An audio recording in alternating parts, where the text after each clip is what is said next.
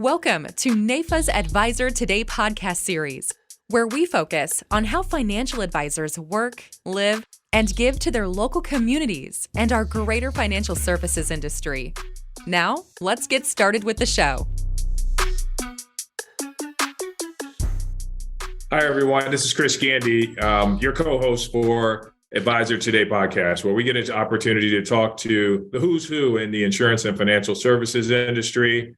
And we're here with our wonderful co-host, Suzanne Caruana. Hi, Suzanne. Hi, Chris. Hey, Adam.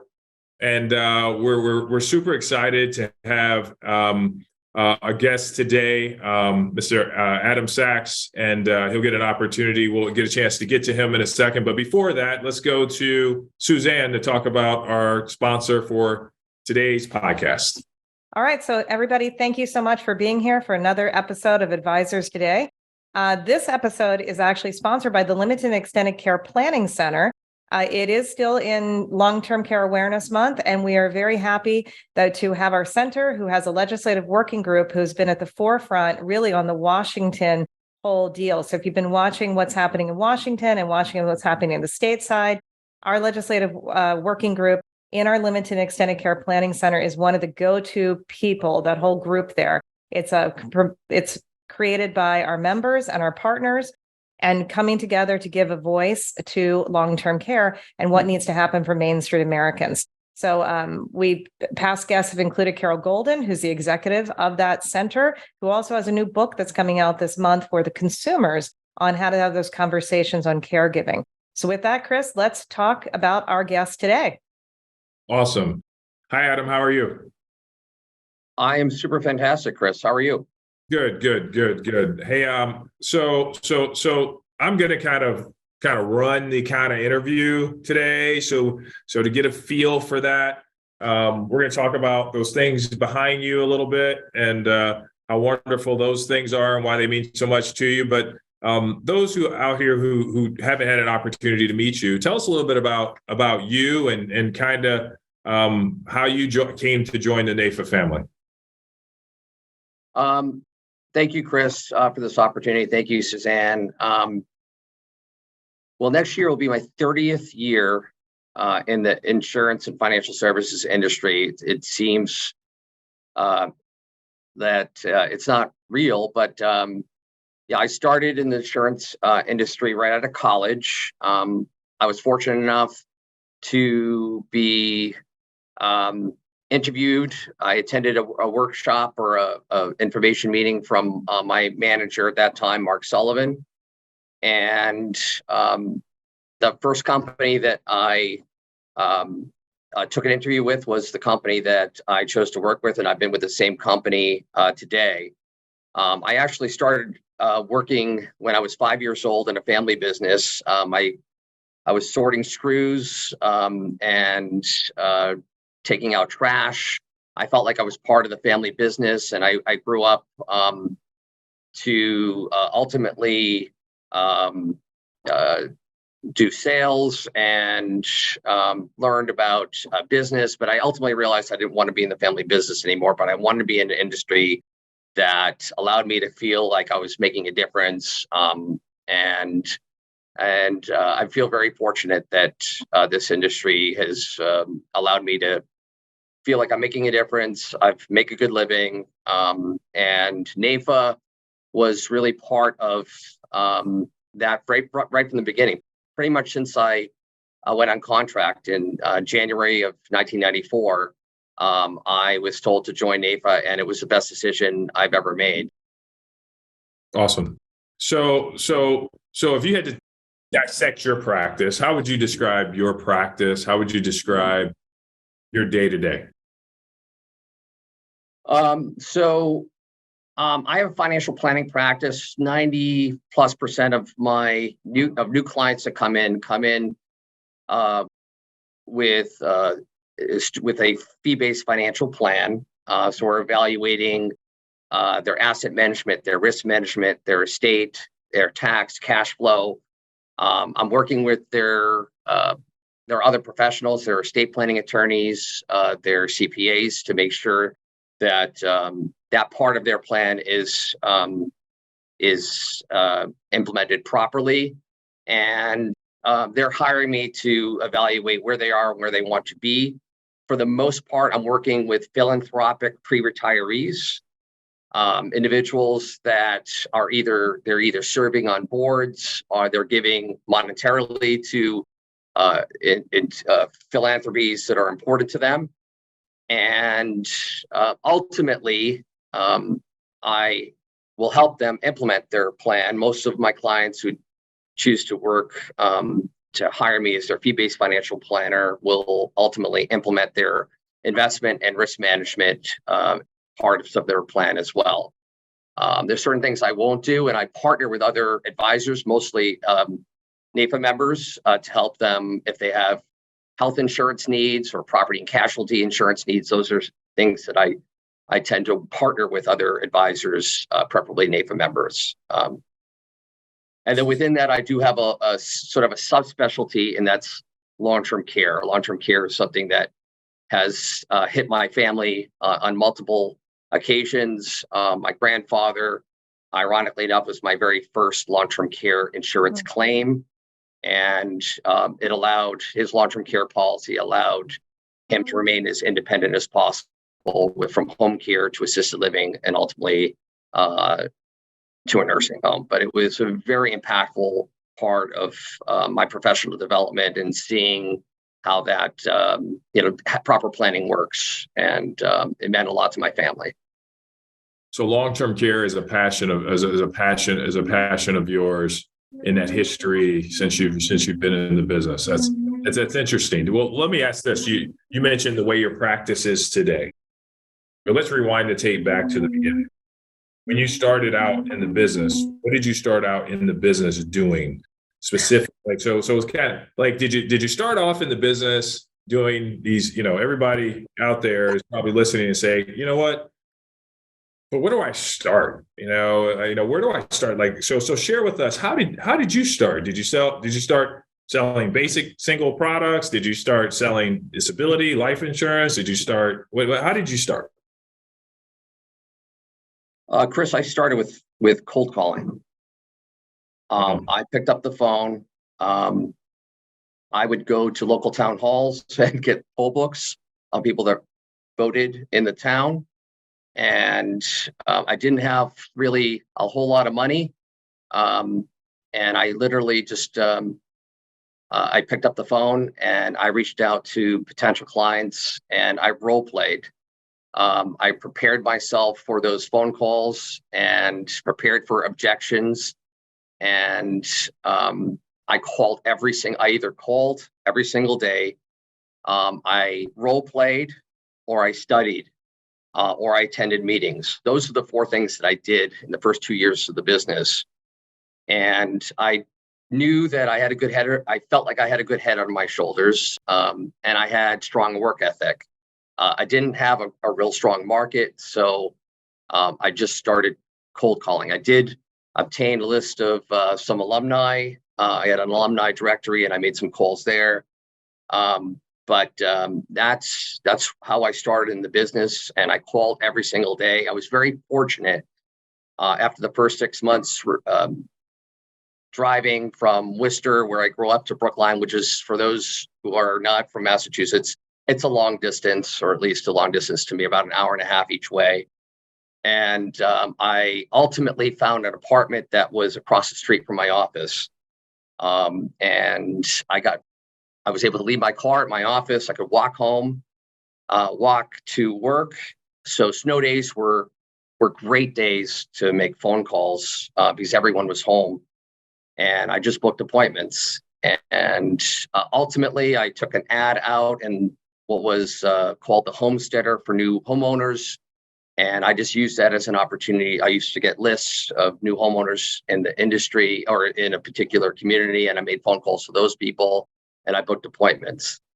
And I took fact finders using what was back then the financial house. We start with the foundation, and I found out what my clients had and what they didn't have. And I found out most people don't have estate planning documents or estate plans. And for those people that did, I would pat them on the back and ask them what their experience was with that particular attorney. And if it was positive, I would ask them if they would make an introduction to that estate planning attorney or the CPA. And I would start building up relationships and centers of influence with estate planning attorneys for all those people that I had appointments with who didn't have attorneys or didn't have their estate plan. I was able to be a center. I wanted to be a center as fast as possible, because ultimately attorneys and CPAs are doing what? They're trying to build their practices as well. So if I could start referring business to centers of influence like attorneys and CPAs, they would be more likely to refer business back to me.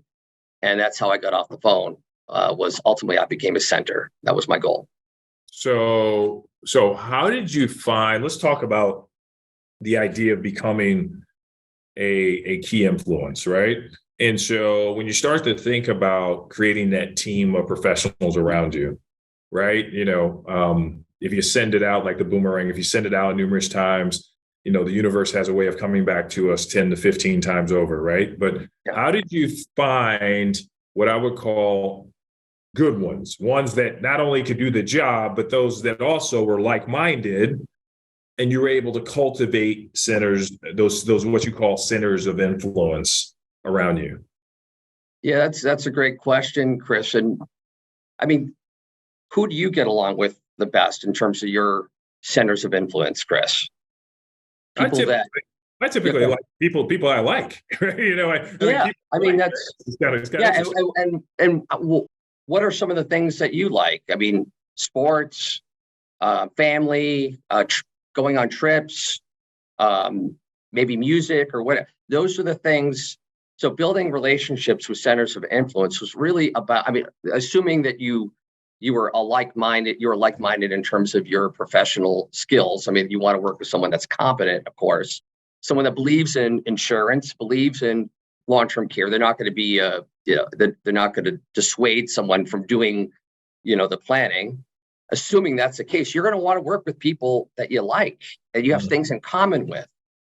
And so that's, for me, I'm very passionate about sports. I'm a New England sports junkie. Pretty much every sport. I've been a Patriot season ticket holder for years. So one of my best attorneys is someone that he's actually originally from Atlanta, but he's a Red Sox fan. He loves Neil Young. We're both Neil Young fans. We both like sushi. We both are Jewish. We have different, we have connections, and we built relationships with people that I just liked. And you do that just through, through going, taking someone out to lunch and having a conversation with them, right? And whenever ultimately you build those relationships, and when I take my client or my centers of influence out, or we have lunch, I always try to bring something of value to the meeting. Not so much salesy, but like an idea. It could be an idea from NAIFA. It could be some value that they might think of me when they're in front of a client for something. So that's sort of how we do it. Adam, how did you actually develop the philanthropic kind of focus? Because you read so much nowadays that people that clients are really looking for more values-based investing, et cetera. But that's kind of an interesting niche that you've been able, it sounds like, to develop. Yeah, well, I think that it has to be authentic, right? It has to be. It's just so. Ever since I was a little kid, giving back was important to me. I worked in soup kitchens. The first thing I did was when I was 18 was I gave blood, because you could give blood when you're 18. And my fraternity, Theta Chi, our motto is the helping hand. That was what drew me to my fraternity. Where we still do bone marrow drives at Babson. We do Rosie's Place, which is a women's shelter in Boston. We do Rosie's Place kitchen takeover, where we serve food to the women at the shelter.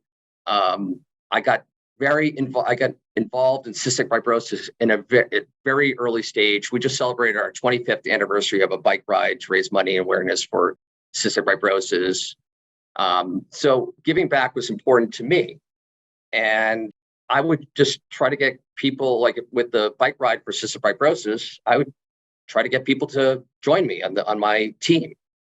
And so I built people over time, just consistently involved. I'm one of just a few people that have been doing this cystic fibrosis ride each year for the last 25 years. And, people see, that you're not doing it for any other reason, but you believe in it. And then it just became a connection to other potential clients or centers of influence. I tended to feel that the three traits that clients, I think, hire me are because of my experience, my integrity, and my desire to serve. And the desire to serve part, those are the things that I just find that I have a strong connection with. So it wasn't necessarily on purpose. It just, I'm drawn to that's, I would say, another area with the centers of influence.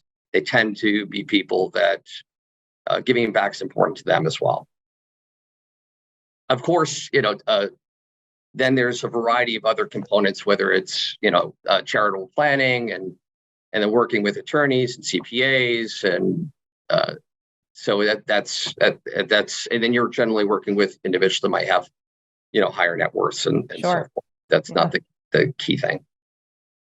So let's shift gears for a second. Let's talk about NAIFA. So one, how did you join NAIFA initially? Was it part of the culture? Was it you just walked into a place and there were a bunch of really cool people there with, that said, "Hey, we're with the NAIFA group"? Or, I mean, how did you get involved with NAIFA? And then question is, what has NAIFA meant to you in your career along the way as it deals with an association as powerful as NAIFA and that's so family oriented, that kind of ecosystem? So that was kind of a two-pronged question. Yeah. But we'll take the first piece. Like, how did you join NAIFA and what's it meant to you along the way? I joined NAIFA as part of a culture. It was expected of advisors that went on contract in our office. So that was in January of 1994. I joined our firm in June of 1993. So when I went on contract about 6 months after, I was a member of NAIFA, and I've been a member of NAIFA ever since.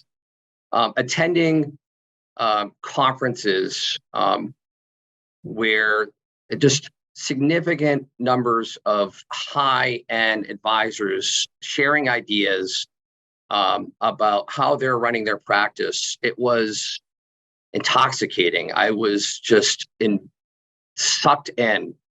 I wanted to learn, and NAIFA provided a venue for me to learn about our industry, learn about ideas to help our clients. And I just, I had this issue having to tell someone, obviously I'm going to tell my clients the truth. So if they ask me a question I didn't know, I would have to say, that's a great question. I'm going to have to get back to you. That bothered me. I didn't want to have to get back to them. I just wanted to learn.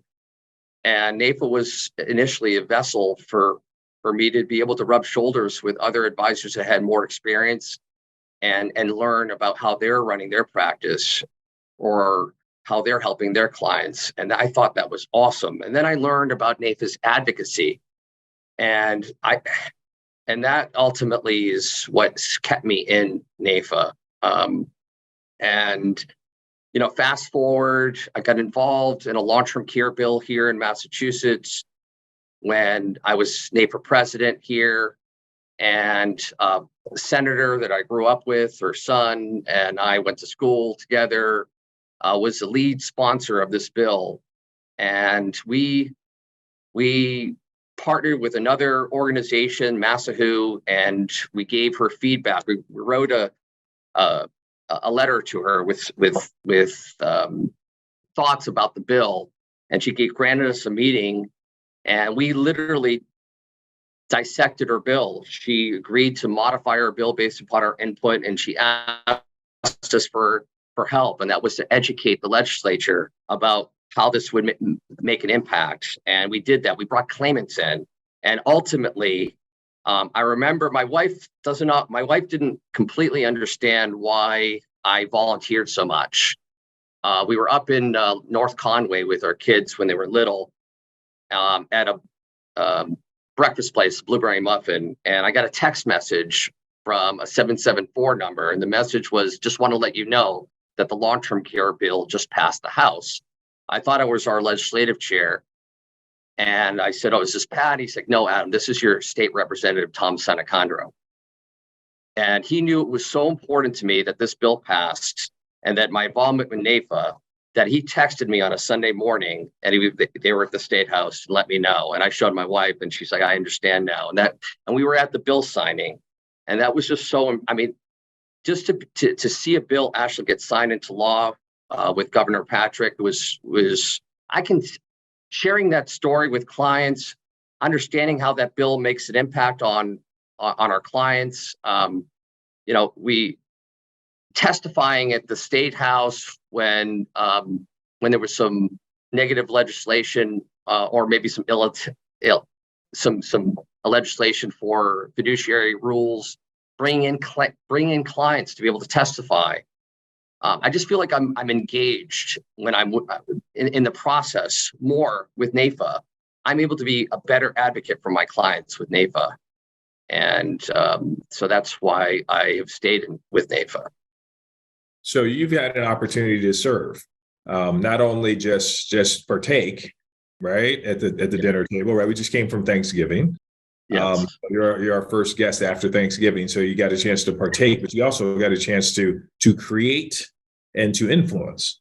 And we thank you for your service in your wonderful state, and also the work you continue to do.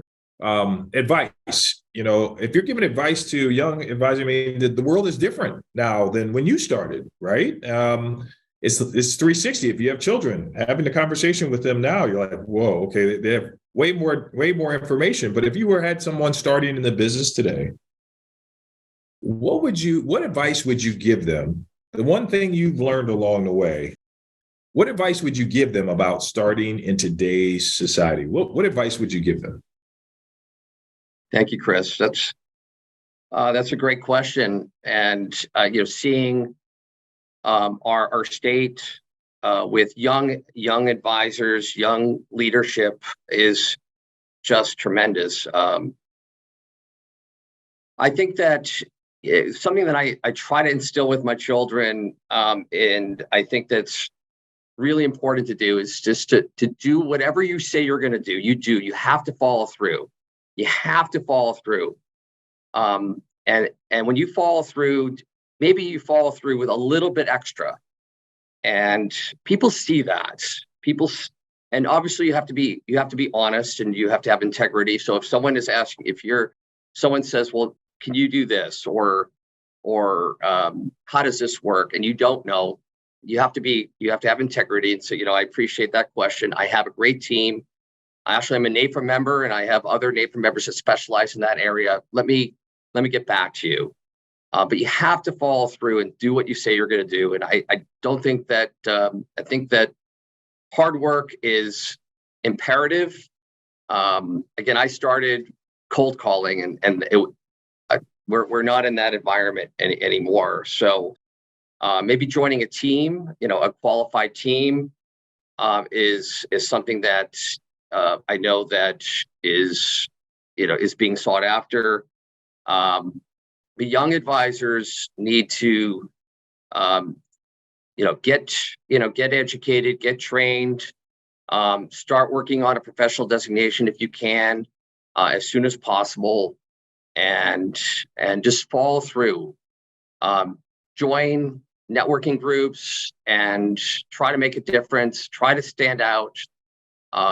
And those are the things that I would suggest considering. Okay. So we understand that the future of the industry, right, is maybe even not here, or they're starting today, right? And if we have an opportunity to mentor them, teach them, train and develop them, or to influence them in a positive way, That's great advice for someone who's gone through, your journey. When you take a look at the industry is evolving, right? And so where do you see, specifically in long-term care, right? So I know you have a specialty in kind of long-term care, and kind of let's mix that with affluent, philanthropy. Where do you see kind of the world of planning going, and intertwine that with where do you see long-term care going? Just some thoughts. Yeah. So in terms of long-term care, I was fortunate enough to hear Harley Gordon speak, actually at a NAIFA event, and he was one of the founding members of the National Academy of Elder Law Attorneys. And this was even before CLTC. And hearing his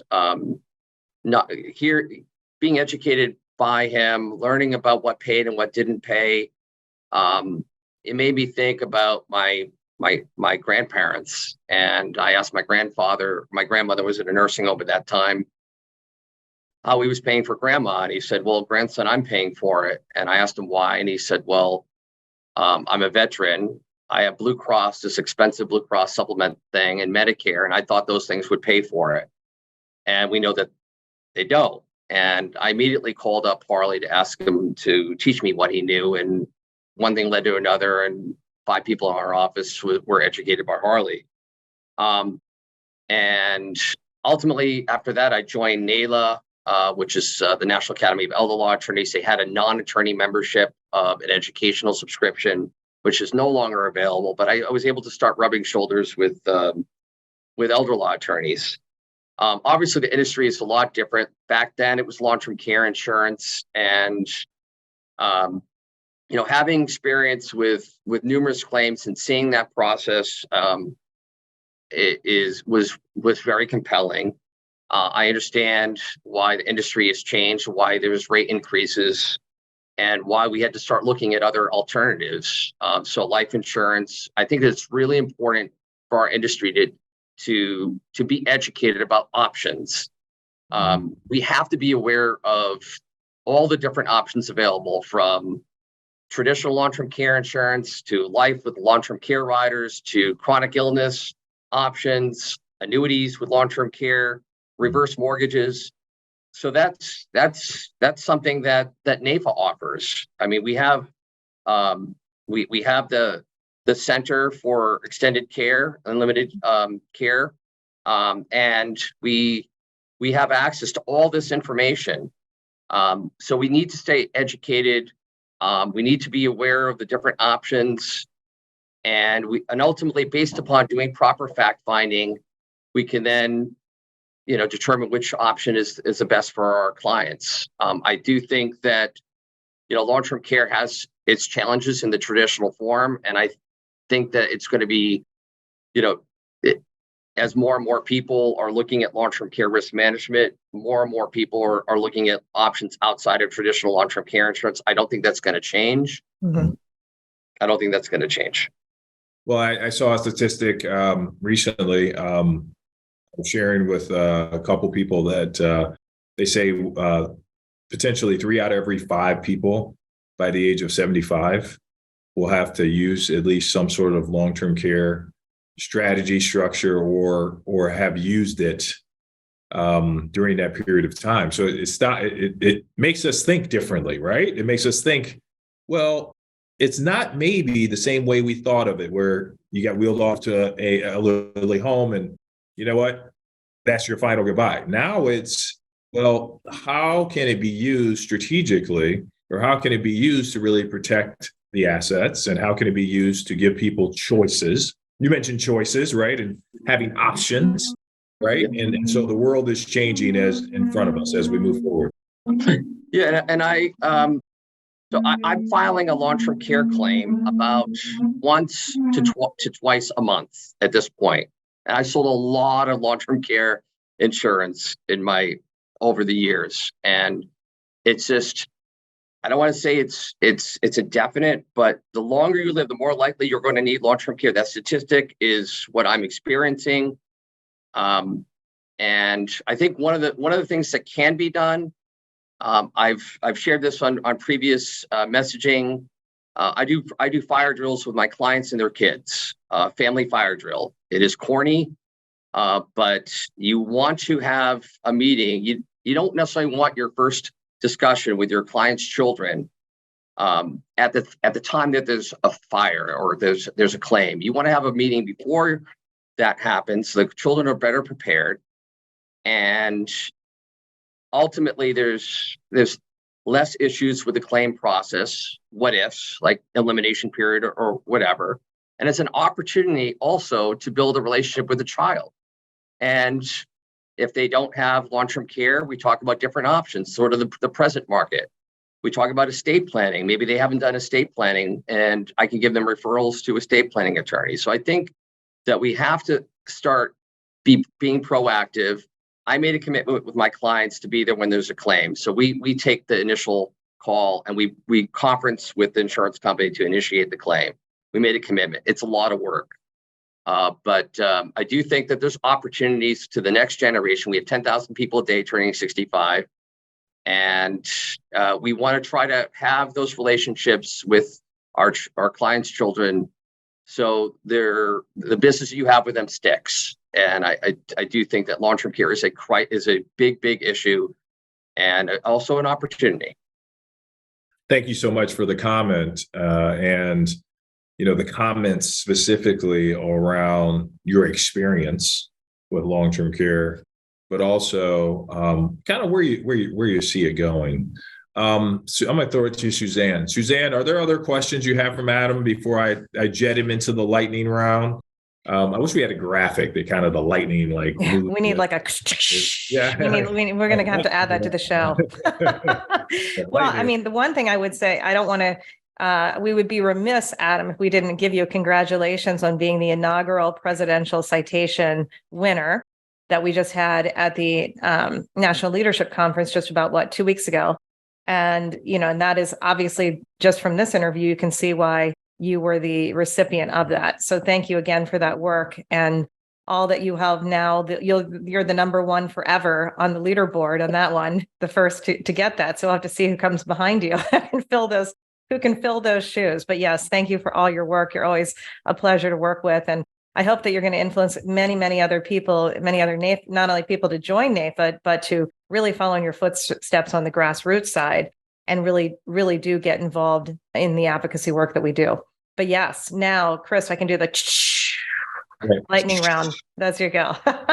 Adam, before we get into the lightning round, is there anything that you would like to say to NAIFA and the NAIFA contingency as a whole? You've got everyone's ear. Is there anything you would like to share from anything we didn't cover? Thank you, Chris. Well, that's I have a lot of power right now. I could just say anything. Yeah, let it rip, Adam. I have to give just kudos to our state leadership. From Josh O'Gara to Beth Valente, Rith, Ray. We have a great state of young advisors, young leaders that are willing to just take the bull and run with it. They believe in this organization. I am just, I was very fortunate to have a mentor who sat down with me for every single CLU and CHFC course, took me to my first MDRT. I went to NAIFA meetings with, and the thing that he asked me was to be ethical, to get my CLU and CHFC before I even thought about getting a CFP. And then if I made it, to pay it forward and to give back. And so to see young advisors leading, and to think about that, I guess now I'm 52 years old. I guess I'm no longer young. One of our annual golf tournament among some of the advisors in our firm, I was on the old person's foursome, which I took a little bit of getting comfortable with. But seeing young advisors come into this business and become leaders for the right reason is something that is extremely gratifying, and is we're paying it forward. We want for our industry to perpetuate. We need young advisors, young advisors coming into the business and then ultimately taking leadership roles like you, Chris. I mean, like you, look what you're doing right now. I mean, that's what we need. And the more you give, the more you get back. And it's not something that you expect. I can't even believe that I got the presidential citation. It was not something that I can't even, I mean, there's people that are much more qualified, but I just believe in our organization. If you believe in it, if you believe in something, then I think that's pretty awesome. Well, I think, Adam, the one thing you said, and the words that came across was, your passion met your purpose, and your purpose gives you direction. And so I think if that alignment happens, it's so powerful in many ways, right? Because we all know we can influence others with that same passion, that same power. And it takes, like, as you know, grassroots, it takes that energy, right? Because that energy is contagious, right? And it takes that to move the needle, not only in our state houses, and not only in local governments, but also within our organization. So again, thank you for paving the way.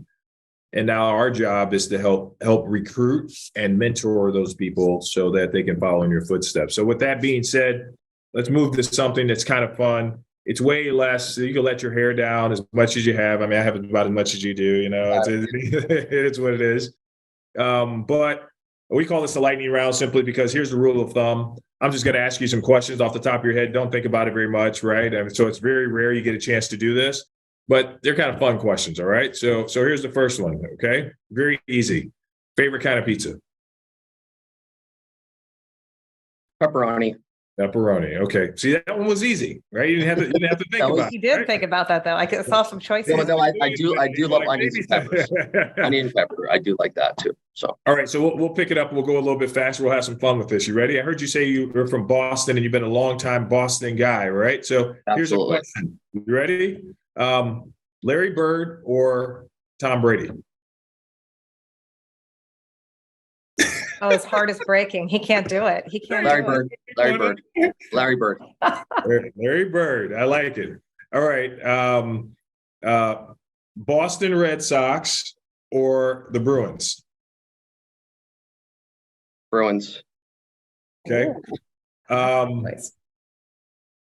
Favorite mentor or favorite quote that that kind of has inspired you and you use it on a regular basis? You got to act enthusiastic to be enthusiastic. And that was Tom Wolfe. Okay. And I learned from the F&A 2s. That was F&A 2. You got to set goals, prioritize, implement, and then you got to do it all over again, monitor. But you got to act enthusiastic to be enthusiastic. Okay. I like it. Favorite place that you would love to go on vacation to? Favorite place. We go to the Cape. Okay. Go ahead, Chris. Go ahead. Where you have been? We go to the Cape every 4th of July timeframe, and it is a family tradition, and I enjoy that very much. Maybe drinking a fruity drink on the beach a couple times. Okay. Okay. With that being said, favorite fruity drink? Well, maybe it's more like a gin and tonic on the show On the Cape. I like it. Classic Boston. But it could be a Cape Codder. Could be Cape Codder too. Last but not least, your most memorable experience in the grassroots opportunity, whether it's in DC or it's at your local state. Secretary Galvin was putting forth a fiduciary rule here in Massachusetts that would have killed commission-based selling. It was a crap storm. NAIFA, ACLI, Chambers of Commerce, and they ultimately looked to NAIFA to bring consumers to a hearing, and 2 of my clients attended, one of which crushed it and got standing ovation. And that was the highlight, was seeing sort of the grassroots impact. And ultimately, the fiduciary rule was modified to not include commissions. And that was the highlight, actually, just seeing seeing how grassroots can make a tremendous impact on our industry. And a lot of people, we need to do a better job of promoting that. We need to do this. There's a lot of people that aren't NAIFA members who don't realize they can still offer commission-based options here in Massachusetts, and they don't realize that it was really NAIFA that made that strong impact. Awesome. Thank you so much for your effort. Thank you so much for the work you've done. But what I can tell you is the work you still have to do has just begun. So with that being said, Suzanne, do you have anything else for NAIFA, for our NAIFA contingency? Just thank everyone for serving. Thanks for being an inspiration to everyone. We need more people in the industry. We need more people participating. But yeah, thank you. And Adam, any final words before I close this out? I just want to give a shout out to Matt Berard, Michael Elcock, and Adam Marino, also on the NAIFA board. They're doing a great job. Matt Berard was with me when we started the Young Advisor team here in Massachusetts, and he's not very vocal, but he does a lot of work here. And so I just appreciate all of my board members here in NAIFA Mass, and I thank NAIFA National, both you and Suzanne, for allowing me to be on this podcast. Awesome. Next time you're on, we're going to get a chance to talk about that on your top left, that 250. That I'm sure there's a story behind that. So thank you so much for your consideration and your effort to help make this industry better for everybody who's in it, and also for our clients. Thank you, Suzanne. You're always wonderful, and thank you so much for helping us put this together. I'm Chris Gandy. I'm one of your co-hosts. And remember, today we came together for the purpose of helping uplift and promote and helping educate advisors around the country. This is your Advisor Today's podcast. Suzanne and I will see you next week. We'll see you here at the same time, same place. God bless. Have a great day. Thanks for joining us for NAIFA's Advisor Today podcast series. Make sure to subscribe to get future episodes. And if you're interested in coming on the show, let us know.